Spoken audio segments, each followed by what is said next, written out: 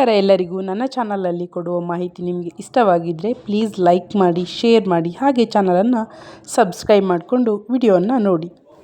ಪ್ರತಿದಿನ ಹಣೆಗೆ ವಿಭೂತಿಯನ್ನು ಹಚ್ಚಿಕೊಳ್ಳುವುದರ ಉಪಯೋಗವೇನು ಗೊತ್ತಾ? 3 ಬೆರಳುಗಳಲ್ಲಿ ಹಚ್ಚಿಕೊಳ್ಳುವ ವಿಭೂತಿಯ ಅರ್ಥ ತಿಳಿದರೆ ಅಚ್ಚರಿ ಪಡ್ತೀರಾ? ಸಾಮಾನ್ಯವಾಗಿ ಹಿಂದೂಗಳು ಹಣೆಯ ಮೇಲೆ ಹಚ್ಚೆ ಹಾಕಿಕೊಂಡಿರುವುದನ್ನು ನೋಡುತ್ತೇವೆ. ಮಹಿಳೆಯರು ತಿಲಕವನ್ನು ಧರಿಸುತ್ತಾರೆ. ಕೆಲವರು ದೇವಸ್ಥಾನಕ್ಕೆ ಹೋಗುವಾಗ ವಿಭೂತಿ, ಕುಂಕುಮ ಧರಿಸುತ್ತಾರೆ.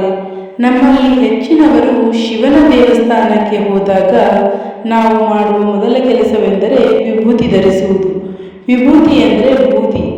ಈ ಬೂದಿಯಿಂದ ಪರಮಾತ್ಮನಿಗೆ ಅಭಿಷೇಕವನ್ನು ಮಾಡುತ್ತಾರೆ. ವಿಭೂತಿ ಧರಿಸುವುದರಿಂದ ಹಲವು ರೀತಿಯ ಫಲಿತಾಂಶಗಳು ದೊರೆಯುತ್ತವೆ ಎಂದು ಹೇಳಲಾಗುತ್ತದೆ.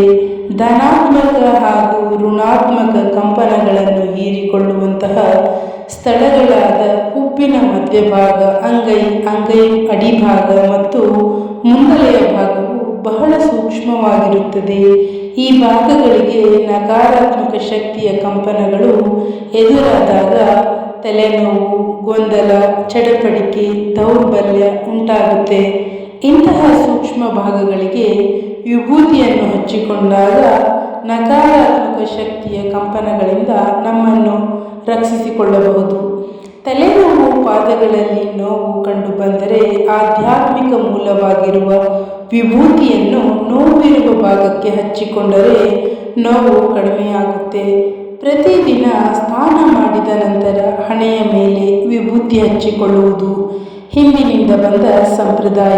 ಹೀಗೆ ಮಾಡಿದರೆ ಸಾವಿರಾರು ನಾಮಗಳಿಂದ ದೇವರನ್ನು ಪೂಜಿಸುವಷ್ಟೇ ಫಲ ಮತ್ತು ನಿಯಮಿತವಾಗಿ ದೇವಸ್ಥಾನಕ್ಕೆ ಭೇಟಿ ನೀಡುವ ಪುಣ್ಯ ಸಿಗುತ್ತದೆ ಎಂದು ವಿದ್ವಾಂಸರು ಹೇಳುತ್ತಾರೆ.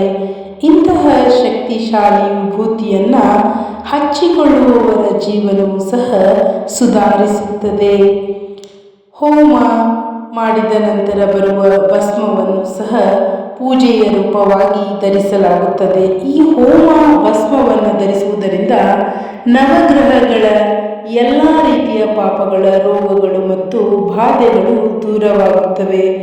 ಪ್ರತಿದಿನ ಬೆಳಗ್ಗೆ ಸ್ನಾನ ಮಾಡಿದ ತಕ್ಷಣ ಹಣೆಯ ಮೇಲೆ ಸ್ವಲ್ಪ ವಿಭೂತಿ ಹಚ್ಚಿಕೊಳ್ಳುವುದು ತುಂಬ ಒಳ್ಳೆಯದು. ಸ್ನಾನದ ನಂತರವೂ ದೇವಾಲಯಗಳಿಗೆ ಹೋಗಲು ಸಾಧ್ಯವಾಗದವರು ಮತ್ತು ಪೂಜೆಗಳನ್ನು ಮಾಡಲು ಸಾಧ್ಯವಾಗದವರು ಖಂಡಿತವಾಗಿಯೂ ವಿಭೂತಿಯನ್ನು ಧರಿಸಬೇಕು. ವಿಭೂತಿಯನ್ನು 3 ಬೆರಳುಗಳಿಂದ ಹಣೆಯ ಮೇಲೆ 3 ಸಾಲುಗಳಂತೆ ಹಚ್ಚಿಕೊಳ್ಳಬೇಕು. ಮೊದಲ ಸಾಲು ಅಹಂ ತೆಗೆದುಹಾಕಿದರೆ 2ನೆಯ ಸಾಲು ಅಜ್ಞಾನವನ್ನು ತೆಗೆದುಹಾಕುತ್ತೆ. 3ನೆಯ ಸಾಲು ಕೆಟ್ಟ ಕರ್ಮಗಳನ್ನು ತೆಗೆದುಹಾಕುವುದು. ನಾವು ಅನ್ವಯಿಸುವಂತಹ ಭಸ್ಮವು ತಿಳಿಸುವುದೇನೆಂದರೆ ನಾವು ಸುಳ್ಳುಗಳನ್ನು ದೇಹದೊಂದಿಗೆ ಸುಡಬೇಕು, ಜನನ ಹಾಗೂ ಮರಣದ ಮಿತಿಯಿಂದ ಮುಕ್ತರಾಗಿರಬೇಕೆನ್ನುವುದು ತಿಳಿಸುತ್ತದೆ. ವಿಭೂತಿಯನ್ನು ಧರಿಸುವವನಿಗೆ ಆಧ್ಯಾತ್ಮಿಕ ಶಕ್ತಿ ಲಭಿಸುತ್ತೆ. ಇದನ್ನು ಹಚ್ಚಿಕೊಳ್ಳುವವರಿಗೆ ತೇಜಸ್ಸು ನೀಡುತ್ತದೆ. ಅನಾರೋಗ್ಯ ಮತ್ತು ನಕಾರಾತ್ಮಕ ಶಕ್ತಿಗಳಿಂದ ರಕ್ಷಣೆ ನೀಡುತ್ತದೆ. ಪ್ರಕೃತಿಯ ಉನ್ನತ ಶಕ್ತಿಯನ್ನು ಆಕರ್ಷಿಸುತ್ತದೆ.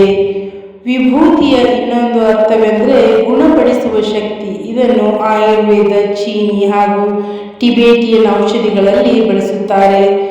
ಪವಿತ್ರ ಮಂತ್ರಗಳನ್ನು ಹೇಳುತ್ತಾ ಇದನ್ನು ತಯಾರಿಸಲಾಗುತ್ತದೆ. ಆದ್ದರಿಂದ ವಿಭೂತಿ ತಯಾರಿ ಆಗುವಾಗ ಧನಾತ್ಮಕ ಶಕ್ತಿಯೊಂದಿಗೆ ತಯಾರಾಗಿರುತ್ತದೆ. ನಮ್ಮ ಪಾಪಗಳನ್ನು ನಾಶ ಮಾಡಬೇಕು ಹಾಗೂ ಆಶೀರ್ವಾದ ಮಾಡಬೇಕೆಂದು ದೇವರನ್ನು ಸ್ಮರಿಸುತ್ತಾ ಪ್ರಾರ್ಥನೆ ಮಾಡುವಾಗ ಹಣೆ ಹಾಗೂ ದೇಹದ ವಿವಿಧ ಭಾಗಗಳಲ್ಲಿ ಹಚ್ಚಿಕೊಳ್ಳುವ ವಿಭೂತಿ ಪವಿತ್ರವಾದದ್ದು. ಆದರೆ ಯಾವುದೇ ವಸ್ತುವಿನ ಸುಟ್ಟ ಬೂದಿಯು ವಿಭೂತಿಯಾಗುವುದಿಲ್ಲ.